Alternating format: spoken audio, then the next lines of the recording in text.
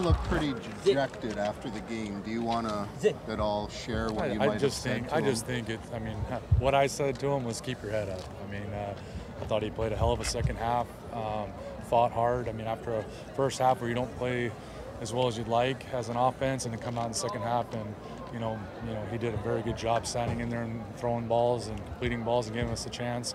And when you lose like you lose anytime it's hard, but particularly at the end of a game like that, hard-fought game, close battle, and you lose, you feel dejected. But ultimately, he needs to keep his head up like everybody else in that locker room. There's obviously, lessons to learn or something we need to learn to win, and we got to learn those lessons and get better. And done with this series with these guys for now. You've now lost 4 in a row, and I mean, this was just a debilitating loss. How does a team overcome something like this? Well, what else do you do? If you win 4 in a row, you forget the 4 wins and just keep going on to the next one. Same thing with losing. You got to forget that you've lost 4 straight, because it's the next game that matters the most. And, like I said, there's going to be a lot of stuff to learn from this game, the things that we can get better at.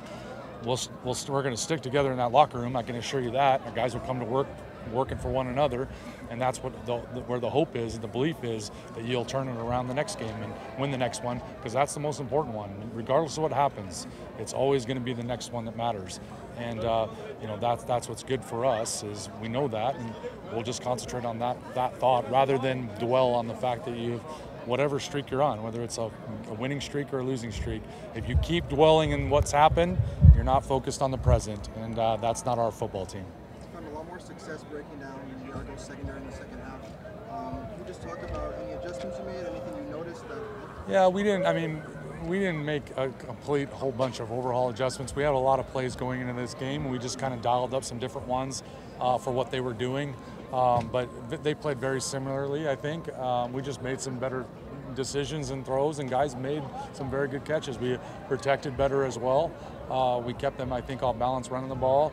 And I think we just had a little bit better execution in the second half rather than the first. We were also, I'll say this, we were also in second and long a lot in the first half, and we weren't as much in the second half, which I think helps with that too. It was 20-13. You seemed to have them on the ropes, and then you didn't make the stop defensively. They go for it on third down. You challenge the I'm stunned that they went for it where they did, but and then you challenge the ball. I mean, yeah. That's when a defense has to make a stop. Well, you look at those moments. I mean, you'd like to put yourself in that position all the time, and I think we come out on the better end of it the majority of the time. But sometimes they make plays, and you live with it. But obviously from that moment on, our defense, made it hard for them to go in and score ultimately, and we were able to get back and make it a game from there. So, I don't want to put it's one play of the game, obviously, and a big, meaningful play. But ultimately, can we make that play? Yes, and that'll be what we work on to make sure that doesn't happen the next time. But yeah, 3rd and 4 at the end of the game, you have them where you want them. They just made the play, we didn't. Yeah. 2 weeks ago, you told us you wanted to call better plays in the red zone. You wanted to be better at calling plays in the red zone. Do you feel like you did a better job? Well, I don't know. I mean, execution, it comes down to calling the plays. We're not scoring touchdowns every single time, so obviously there's room for improvement there. And at the end of the day, that's what we're just going to continue to get better. We're never going to be satisfied whether it's all touchdowns or not. We're just going to try to keep executing. So to say we're better from 2 weeks ago, it's going to be a yearly process for us to get better down there. Tyson Philpott seemed like he finally hit his stride. Yes. How much of a weapon he can be for you guys? He was a very bright star tonight. Watching him play on that football field, that's not something we've seen from him yet this year. He played exactly how he played last year when he was a rookie. He came out tonight playing different football, and there was an edge to him, and he continues to do that. We're going to benefit greatly from him. He did a tremendous job tonight. And how badly do you want a fourth matchup against Toronto to end this season, maybe? Say that again, sorry? How much do you want a fourth matchup against Toronto? I want to take care of business, which is going to be the next game. I don't care less. That's going to be, if that happens, that's far down the road. I'd rather just beat Calgary next week more than anything. What was going through your mind at the end of the game? Yeah, football is just an emotional game and exhausting, right? I felt like everything in the last 5 minutes had to go a certain way for them to win that football game, and it did.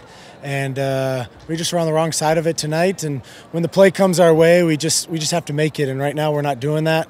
I'm proud of the guys going from last week to this week, where it wasn't a close football game, to now coming down to the wire with the best team in the CFL. Proves, like I've talked about week after week, that we can play with these guys, but the challenge now is, can we beat these guys? And feeling pretty good in this game towards the end there, but they got a good football team over there, and they don't hit the panic button when they're down, and they made some plays at the end, and unfortunately we didn't. On the interception, you got hit by Pickett, I think, before. Was there anything left on that ball when it left your hand?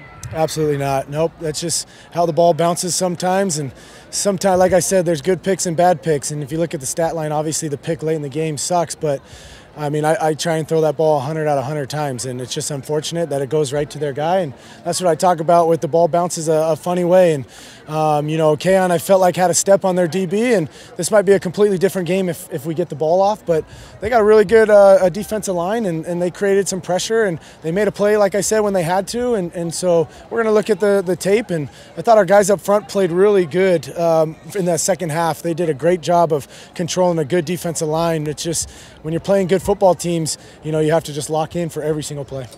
You're not going to like this question, but if good teams find a way to win, do bad teams find ways to lose? Well, I'll say this: we're not there yet, and obviously we're 6-7, and so we're below 500. And when you're below 500, you're not a good football team.